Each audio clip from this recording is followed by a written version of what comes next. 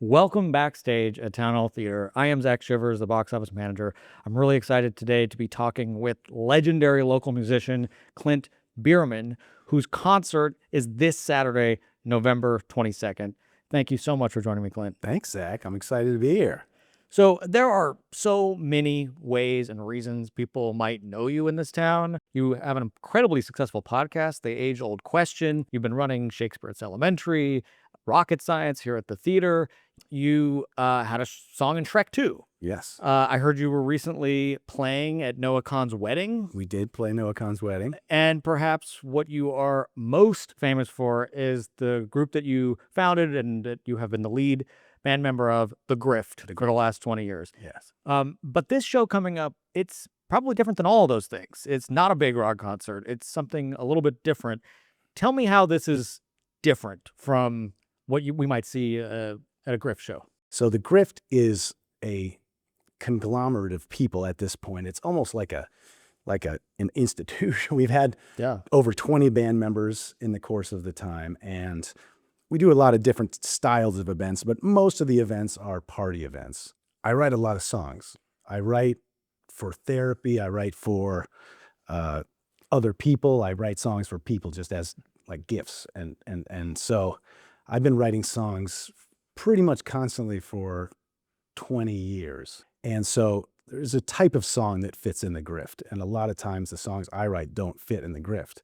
And so this concert is going to be very much a sit-down listening of, I guess, my most recent batch of songs.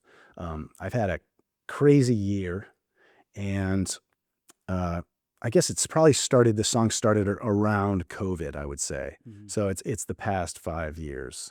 And I don't really get a chance to play these. In fact, there are 15 songs that I've never played that no one has ever heard. In fact, the band members who I hired to do this gig just heard the songs last week for the first time. So hopefully they have learned them. I haven't had them in a rehearsal yet, but I'm sure they did. So I got a band. It's Peter Day on bass and Jeff Vallone on drums, which are the Grift members.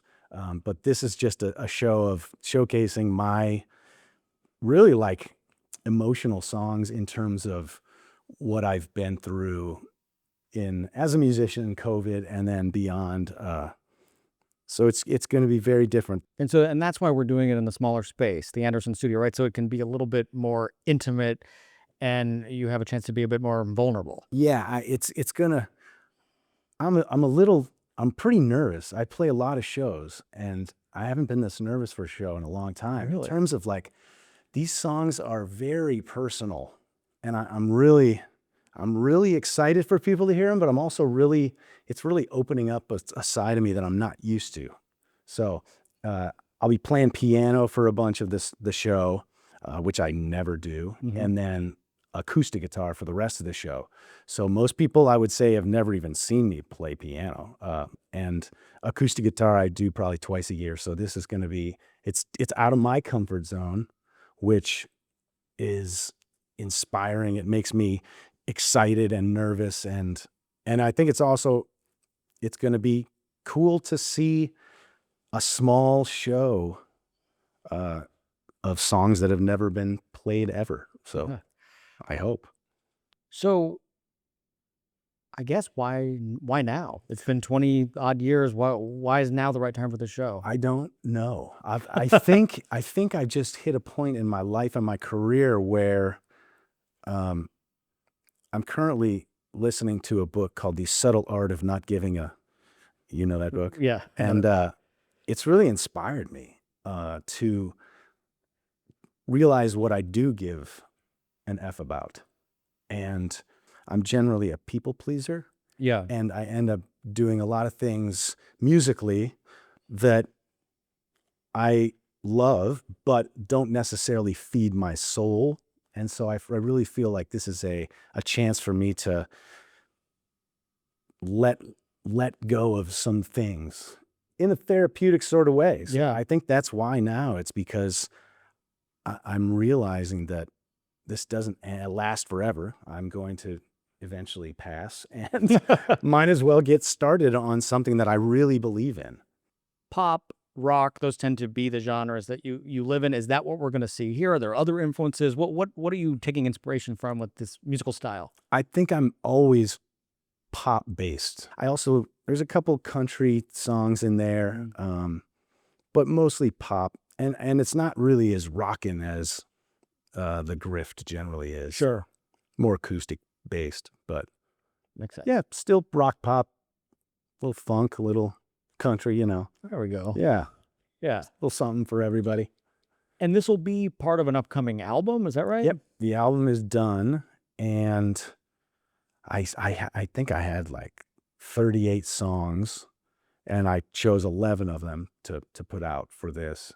And I don't know what I'm going to play Saturday. I'm still working out which ones are going to make the debut, but the album is done, and I'm real excited about it. I think it's the best thing I've ever done in terms of the craft of songwriting. I've been working for so long. I teach songwriting. I have been around a bunch of really great songwriters. I did spend years doing this thing called the select sessions, where we would play an entire album by another artist. And so I learned, I think I did it 15 times. So I learned 15 entire albums of like the Police, the Beatles, Elton John, Queen, Guns N' Roses, Van Morrison. So all these incredible songwriters. So I learned all their songwriting things because I learned their greatest hits, basically. And so I've just been really working on the craft of songwriting in depth for many years now. So for this show on Saturday, for people who have either only seen your Grift shows or maybe haven't heard you at all, what should they expect? What should we say to them to get them to show up? I'd say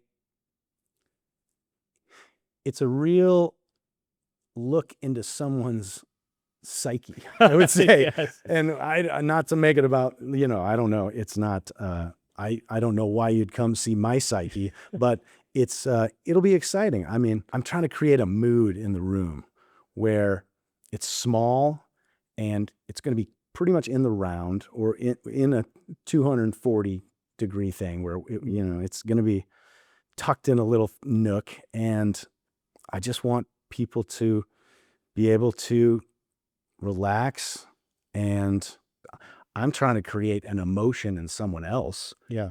And trying to either connect with an emotion you have had or are having, or someone who has had. And it's really the whole point of songwriting in my mind is to give someone a feeling, to give someone an emotional response that they can then take on to the rest of their lives, I guess. Yeah. Well, that's a great place to end. Awesome. Clint's Listening Room. That is this Saturday, November 22nd at 7 o'clock. This is an intimate performance. That means seating is really limited. So please get your tickets now if you haven't already at townhalltheater.org or give us a call. Thank you so much for joining me, Clint. Thanks, Zach.